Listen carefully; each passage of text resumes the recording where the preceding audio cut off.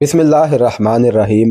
Indian army کی قید سے فرار ہونے کے بعد میں دہلی میں اپنے ساتھیوں کے ٹھکانے پر پہنچ گیا۔ جس ڈرائیور کو میں جان سے مار دینے کی دھمکی دے کر زبردستی ساتھ لایا تھا اسے میں نے ایک گلی سے واپس بھیج دیا۔ اس گلی سے میں بخوبی واقف تھا۔ یہ تقریباً 1 کلومیٹر فاصلہ ساتھیوں کے گھر تک تھا، جو میں نے اٹھتے بیٹھتے دیواروں کا سہارا لیتے ہوئے 1 گھنٹے میں طے کیا۔ ساتھیوں کے گھر کے قریب پہنچا تو میں بالکل نڈھال ہو چکا تھا۔ میں نے مسلسل گھنٹی بجانی شروع کر دی۔ چند منٹ بعد مالک مکان نذیر نے دروازہ کھولا تو میری اجڑی ہوئی حالت دیکھ کر پہلے تو پہچان نہیں پایا۔ جب میں نے اس کا نام لیا تو وہ چونک اٹھا۔ مجھے فوراً اندر کھینچ کر کنڈی لگا دی۔ چند رسمی کلمات کے بعد میں نے ساتھیوں کا پوچھا تو اس نے کہا سب خیریت سے ہیں اور اوپر سو رہے ہیں۔ نذیر کا سہارا لے کر میں بڑی مشکل سے اوپر ساتھیوں کے دروازے پر پہنچا۔ نذیر نے میرے ساتھیوں کو جگایا۔ مجھے اور میری حالت کو دیکھ کر وہ اتنے حیران ہوئے کہ ان کے منہ سے بات تک نہ نکلتی تھی۔ پھر سب نے باری باری مجھے گلے لگایا۔ فرار کے وقت مجھ میں جو ہمت آ گئی تھی یہاں پہنچ کر ختم ہو گئی۔ میں ایک ساتھی کے بستر پر گر گیا اور اپنے نمبر 2 کو کہا کہ محلہ فراش خانہ سے لے کر یہاں میری ٹانگ سے بہنے والا خون میری نشاندہی کر سکتا ہے، لہذا پہلے اسے صاف کر کے آؤ۔ وہ اسی وقت 2 بالٹیوں میں پانی ڈال کر بوریوں کے ٹکڑے ہاتھوں میں لے کر خون صاف کرنے نکل پڑے۔ نذیر اپنے گھر سے چائے، بسکٹ اور سویاں بنا کر لے آیا۔ میں بات کرنے کے قابل نہ تھا۔ میں نے انہیں مختصر بتایا کہ DMI کی قید سے فرار ہو کر یہاں آیا ہوں اور میری زبان کھلوانے کے لیے تمام حربے آزما کر میری زبان کھلوانے میں ناکام رہے۔ نذیر نے جا کر عارف کو میرے آنے اور زخمی ہونے کا بتایا تو عارف اپنے نہایت ہی قریبی اور بھروسے مند ڈاکٹر کو بلانے چلا گیا اور سویوں نے مجھے کچھ تقویت دی اور پھر میں بے فکری کے عالم میں گہری نیند کی وادی میں کھو گیا۔ 1 ماہ 6 دن پہلے 6 جون 1974 کو میں گرفتار ہوا تھا اور آج 21 جولائی جمعۃ المبارک تھا۔ گرفتاری کے بعد مجموعی طور پر میں 15 یا 20 گھنٹے سویا تھا، ورنہ بیشتر وقت تشدد اور اس کے نتیجے میں ہونے والی بے ہوشی کی حالت میں گزرا تھا۔ مجھ پر جو تشدد ہوتا رہا اس کی تفصیل میں بیان کر چکا ہوں۔ 23 سال بعد بھارتی ہندوؤں کے مجھ پر توڑے گئے ظلم و ستم کو بیان کرتے ہوئے جو میری کیفیت ہے اسے میں ہی جانتا ہوں۔ میں نے ہندوؤں کو ان کے اصلی روپ میں دیکھا تھا۔ انہوں نے خود کو مختلف ذاتوں میں تقسیم کر لیا، لیکن ان سب ہندو ذاتوں میں ایک قدر مشترک ہے اور وہ ہے مسلم دشمنی۔ اس سٹیج پر اونچی ذات سے لے کر نیچ ذات کے ہندو ایک پلیٹ فارم پر ہیں اور آج بھی ہیں اور ہمیشہ رہیں گے۔ لیکن ہم مسلمانوں میں بیماری ہے کہ ہم میں آج بھی اور پہلے بھی وطن فروش، ملت فروش اور مذہب فروش موجود ہیں، جو ان مکار عیار اور دنیا کی گندی اور گھٹیا ترین قوم کو اپنا کہتے ہیں، ان کے ساتھ مل جل کر رہنا چاہتے ہیں۔ اور ان ہندوؤں کا یہ حال ہے کہ اگر ان پر مسلمانوں کا سایہ بھی پڑ جائے تو وہ کہتے ہیں ہم بھڑشٹ یعنی ناپاک ہو گئے ہیں۔ اور مسلمانوں میں غدار میر جعفر اور میر صادق کی اولاد کہتی ہے ہمیں ہندوؤں سے پیار ہے۔ مجھے شرم آتی ہے ایسے گھٹیا مسلمانوں کی سوچ پر جو یہ کہتے ہیں کہ بارڈر لائن کیوں لگائی گئی ہے، پاکستان بنا کر قائد اعظم نے غلطی کی ہے۔ تو یاد رکھو غدار کی اولادو، قائد اعظم نے پاکستان بنا کر غلطی نہیں کی، غلطی تمہاری ماؤں نے تمہیں جنم دے کر کی ہے۔ مسلمانوں سے حد درجہ نفرت کرنے والی اس ہندو قوم کا ماضی میں یہ حال رہا ہے کہ ان کے سورج واسی راجے مہاراجے مسلمان حکمرانوں کی ہیبت سے لرزاں ہو کر اپنی بہنیں بیٹیاں مسلمان حکمرانوں کے نکاح میں دے دی۔ راجہ جے چند جو جہلم سے پشاور تک کا حکمران تھا، 4 بار پوری تیاری کے ساتھ احمد شاہ ابدالی سے جنگ کی۔ ہر بار احمد شاہ ابدالی اسے شکست دے کر کابل لے جاتا۔ راجہ جے چند سے اپنے پاؤں دھلواتا اور اسے رہا کر کے واپس بھیج دیتا۔ برصغیر میں جب انگریز آئے تو شروع میں انہی ہندوؤں نے مسلمانوں سے غداری کر کے انگریزوں کا ساتھ دیا۔ جب انگریز برصغیر میں مسلم حکومت ختم کر کے برسر اقتدار آئے تو ان ہندوؤں نے انگریزوں کے تلوے چاٹنے شروع کر دیے اور اپنی بیٹیاں انگریزوں کو پیش کرنی شروع کر دی، اور انگریز ان پر مہربان ہوئے تو ان ہندوؤں نے ان 7 سمندر پار سے آئے ہوئے انگریزوں کے ساتھ مل کر مسلمانوں پر ظلم و ستم کی وہ تاریخ رقم کی کہ اس کی مثال نہیں ملتی۔ ہندو چاہتے تھے کہ انگریزوں کے ساتھ مل کر سب مسلمانوں کو بحیرہ عرب میں پھینک دیا جائے تاکہ سارا ہندوستان بھارت شدھ ہو جائے، لیکن عقاب مر جانا پسند کرتا ہے لیکن پنجرے میں قید ہونا پسند نہیں کرتا۔ تاریکی کے بعد روشنی بھی ضرور ہوتی ہے۔ پھر برصغیر کے مسلم قائدین نے بے لوث جد و جہد شروع کر دی اور آخرکار برصغیر کے مسلمانوں نے قائد اعظم محمد علی جناح کی قیادت میں ایسی جد و جہد کی کہ پوری دنیا نے دیکھا کہ اس قیادت کی محنت، لگن، بہادری اور عقل مندی کے نتیجے میں دنیا پر ایک اسلامی سلطنت پاکستان کے نام پر قائم ہوئی، جس کی بنیادوں میں مسلمان مردوں، عورتوں، بچوں، جوانوں، بوڑھوں، امیر اور غریب کا لہو شامل ہے۔ مگر اس وقت بھی کچھ غدار قسم کے لوگ تھے جو پاکستان کے بننے اور مسلمانوں کے ایک علیحدہ وطن قائم ہونے کے خلاف تھے۔ ان غداروں کی اولادیں آج بھی ہمارے پاکستان کے حکمران طبقہ میں شامل ہیں اور انہی غدار کی اولادیں ہم پر حکومت کر رہی ہیں۔ اسی لیے یہ غدار اپنے بزرگوں کے نقش قدم پر چلتے ہوئے ہندوؤں کے ساتھ کھڑے ہیں اور ہم پاکستانی عوام کو بے وقوف بنایا ہوا ہے اور ہم بن گئے ہیں۔ پتہ نہیں کہ کب ہمارے ذہن ان غداران ملت فروشوں کو پہچانیں گے۔ میں گہری نیند میں تھا کہ میرے ساتھیوں نے جھنجھوڑ کر مجھے جگایا۔ عارف ڈاکٹر کو لے کر آ چکا تھا۔ ڈاکٹر نے میری ٹانگ کے زخم کو دیکھا، ہڈی سے ٹوٹے ہوئے ٹکڑے کو گوشت سے الگ کیا۔ زخم والی جگہ پر ہڈی بالکل ننگی ہو چکی تھی۔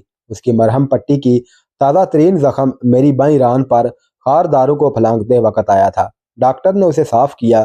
میرے سر کی ہڈی ٹوٹ چکی تھی۔ کھوپڑی کے گوشت کا کچھ حصہ ٹکڑوں کے بیچ چلا گیا تھا اور کچھ حصے نے سر کے اوپر سپیڈ بریکر بنا رکھا تھا۔ ڈاکٹر عارف کا یہ انتہائی بااعتماد دوست جنرل پریکٹس کرتا تھا، جبکہ میرے زخموں کو آپریشن تھیٹر سرجن کی ضرورت تھی۔ اس ڈاکٹر سے جو بن پڑا اس نے کیا اور ہر روز صبح آنے کا کہہ کر چلا گیا۔ میرے ساتھیوں نے میری شیو بنائی اور میرے جسم پر اسپنج کیا۔ میرے سارے کپڑے اور سامان تو لودھی ہوٹل میں تھا۔ میرے جوڈو کراٹے والے ساتھی نے بتایا کہ میری جن حالات میں گرفتاری ہوئی تھی اس سے وہ سمجھ گیا تھا کہ مصیبت بہت بڑی ہے، لہذا وہ سیدھا لودھی ہوٹل چلا گیا۔ ہوٹل کے اسٹاف نے میرے ہمراہ دیکھا ہوا تھا، چنانچہ اس نے اپنے اور میرے چیک آؤٹ ہونے کو کہا اور میرے کمرے کی چابی بھی لے لی۔ اس نے میرا سامان پیک کیا۔ ہوٹل میں ہم دونوں کی 1 جون کو ایڈوانس میں مہینے بھر کی ادائیگی کر دی تھی، چنانچہ ہوٹل والوں نے ہماری بقیہ رقم واپس کر دی۔ میرے متعلق اس نے ہوٹل والوں کو بتایا کہ ایک بہت ضروری کام کے سلسلے میں کلکتہ جانا پڑ گیا تھا اور واپسی 3-4 ماہ سے قبل ممکن نہیں۔ میرا یہ ساتھی چونکہ میرے توسط سے ہی ہوٹل میں ٹھہرا تھا، لہذا ہوٹل والوں نے اس سے کوئی تعارض نہ کیا اور ایڈوانس دی ہوئی رقم کے ساتھ میرا ساتھی اپنے سامان کے ساتھ میرا سامان بھی لے آیا تھا۔ میں نے کپڑے تبدیل کیے اور اپنے نمبر 2 سے میری گرفتاری کے بعد پیش آنے والے واقعات کے بارے میں پوچھا تو اس نے بتایا کہ انہوں نے میری گرفتاری کی خبر دوسرے دن پاکستان ٹرانسمٹ کر دی تھی۔ وہاں سے دوسرے دن واپسی میسج ملا کہ تمام تر سرگرمیاں معطل کر دی جائیں اور نئے حکام تک حبیب ہی گروپ لیڈر ہوگا۔ اس نے بتایا کہ یشونت سے معمول کے مطابق ڈاک لی جاتی ہے، لیکن اسے پاکستان لے جانے والا کوئی نہ تھا۔ 5 جولائی کو پاکستان سے پیغام ملا کہ کیپٹن ارشد کو حبیب وہیں ملے جہاں ان کی پہلی ملاقات ہوئی تھی۔ یہ سبز منڈی کا مین روڈ پر ہوٹل تھا۔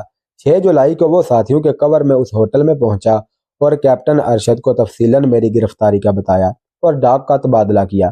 کیپٹن ارشد اپنے ہمراہ نیا کوریئر لایا تھا۔ آئندہ اس سے ملنے کا وقت اور جگہ کا طے کیا اور ابھی اس کے آنے میں 4 روز باقی ہیں۔ لڑکے میری گرفتاری کا سن کر بہت مشتعل تھے۔ جب انہیں معلوم ہوا کہ میں DMI کی حراست میں ہوں تو انہوں نے وہاں بموں کے 3 دھماکے کیے، جس کی تفصیل پہلے عرض کر چکا ہوں۔ میں نے اپنے ساتھیوں کو اپنی گرفتاری کے حالات تفصیلاً بتائے۔ میرا DMI ہیڈ کوارٹر سے زندہ بچ نکلنا ایک معجزہ تھا۔ مجھ جیسے گناہگار پر اللہ پاک نے اپنا خاص کرم کیا تھا اور اب ایک تفصیلی رپورٹ میں اپنے ساتھی سے لکھوا رہا تھا تاکہ کوریئر کے ذریعے پاکستان بھجوا سکوں۔ میری تیمارداری کا کام میرے ساتھیوں نے سنبھال لیا تھا، جبکہ ڈاکٹر کے مشورے سے نذیر نے میرے لیے مرغن غذائیں پکوانا شروع کر دی تاکہ میری جسمانی کمزوری جلد دور ہو سکے۔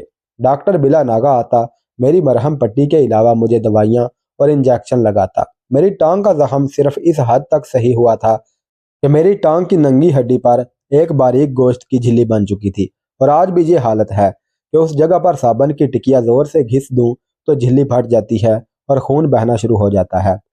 دائیں ٹانگ کی چپنی تشدد سے ٹوٹ چکی تھی اور پھر صحیح نہ جوڑ سکی اور پٹھے اس طرح مجروح ہوئے تھے کہ دائیں ٹانگ کا جوڑ ہمیشہ کے لیے سوج گیا اور اس ٹانگ پر نہ میں بوجھ ڈال سکتا ہوں اور نہ معمولی رکاوٹ پھلانگ سکتا ہوں۔ معدے میں شیشے کے ذرات اس طرح پیوست ہو چکے تھے کہ مستقل معدے کا مریض بن چکا ہوں اور مسلسل دوائیوں کا استعمال کرتا ہوں۔ ایک اور تکلیف شدید دمے کی صورت میں نذیر کے گھر میں ہی شروع ہو گئی، جسے بمبئی، کھٹمنڈو اور پاکستان کے فوجی ڈاکٹر بھی ٹھیک نہ کر سکے۔ یہ تکلیف 1977 میں ایک عام ڈاکٹر کی دوائی سے ہمیشہ کے لیے دور ہو گئی۔ یہ نہایت کم قیمت دوا میں نے مکمل صحت یاب ہونے کے بعد ضرورت مندوں میں مفت تقسیم کرنی شروع کر دی۔ اس دوا سے پرانے دمے کا مریض بھی 15 دن کے استعمال سے بالکل ٹھیک ہو جاتا ہے۔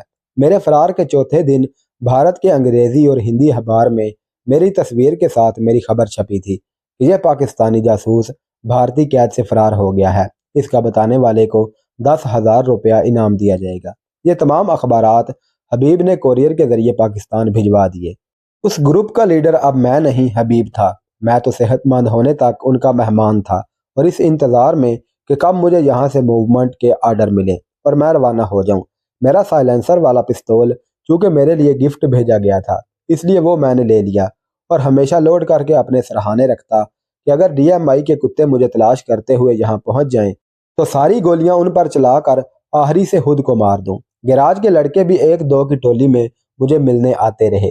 جب میں نے انہیں بتایا کہ ان کے پھینکے ہوئے بموں سے میں 100 میٹر دور تھا تو وہ بہت خوش ہوئے اور مجھے یقین ہو گیا کہ بشیر کے مشن کو وہ آگے بڑھائیں گے۔ میرا دہلی میں اپنے ساتھیوں کے پاس رہنا میرے لیے ہی نہیں، میرے ساتھیوں اور نذیر اور عارف کے لیے بھی خطرناک تھا۔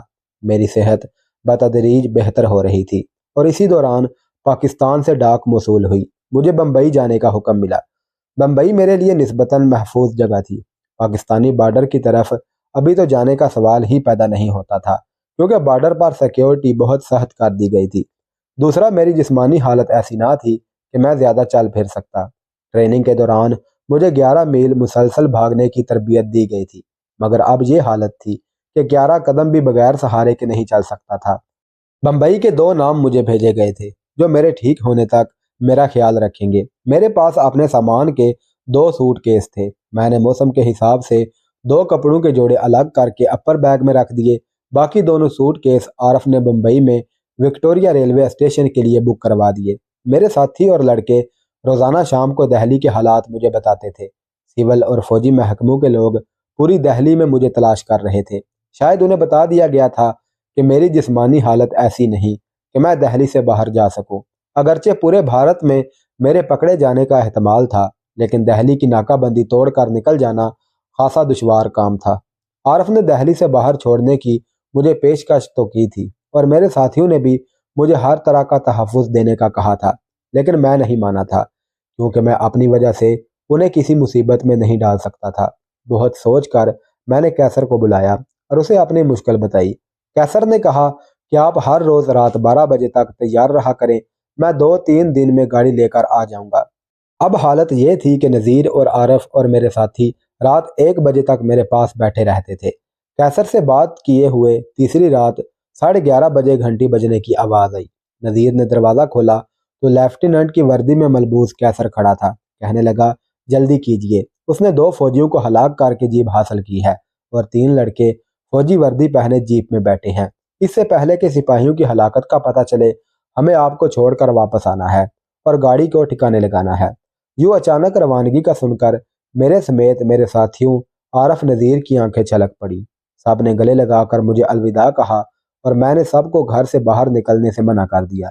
کیسر کا سہارا لے کر میں بڑی سڑک تک آ گیا۔ جیپ میں بیٹھے لوگوں نے مجھے سہارا دے کر جیپ کے پچھلے حصے میں سوار کرایا۔ ڈرائیونگ ایک دوسرا لڑکا کر رہا تھا۔ کیسر اس کے ساتھ بیٹھ گیا اور جیپ تیزی سے انڈسٹریل ایریا کی طرف روانہ ہو گئی۔ راستے میں 2 جگہ ناکے لگے تھے جسے کیسر کی وردی اور فوجی جیپ نے آسانی سے کراس کر لیا۔ انڈسٹریل ایریا ختم ہونے کے بعد ایک چھپر ہوٹل ٹرک ڈرائیوروں کے لیے بنا ہوا تھا۔ میرے پروگرام کے مطابق یہاں سے آگے مجھے اکیلے ہی جانا تھا۔ چھپر ہوٹل سے آگے لڑکوں نے مجھے اتارا اور گرم جوشی سے مل کر واپسی کے لیے روانہ ہو گئے۔ اس سڑک پر ٹریفک کی آمد و رفت جاری تھی۔ میں سڑک سے ذرا ہٹ کر ایسی جگہ پر کھڑا ہو گیا جہاں پر آنے والی گاڑیوں کی روشنی مجھ پر نہ پڑے۔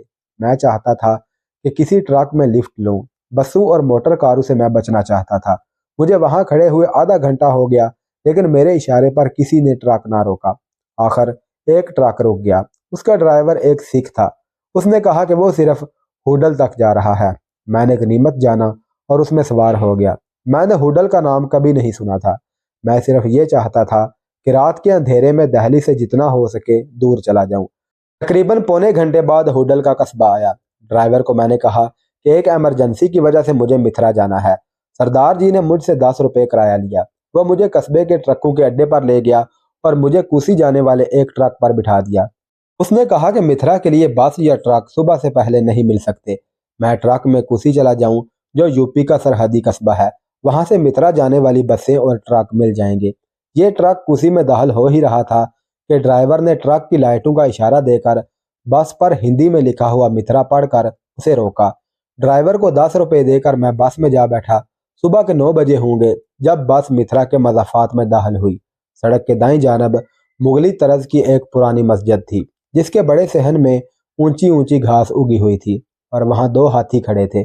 बस शहर में दाखिल हुई तो मैंने बस से उतरकर साइकिल रिक्शा लिया और उसे रेलवे स्टेशन चलने को कहा। मैं बसों के अड्डों पर और पुरहजूम शहरों से बचना चाहता था। दिल्ली से रवानगी से कबल ही मैंने ये प्लान बनाया था कि मित्रा से बम्बई बदरिया ट्रेन जाऊंगा।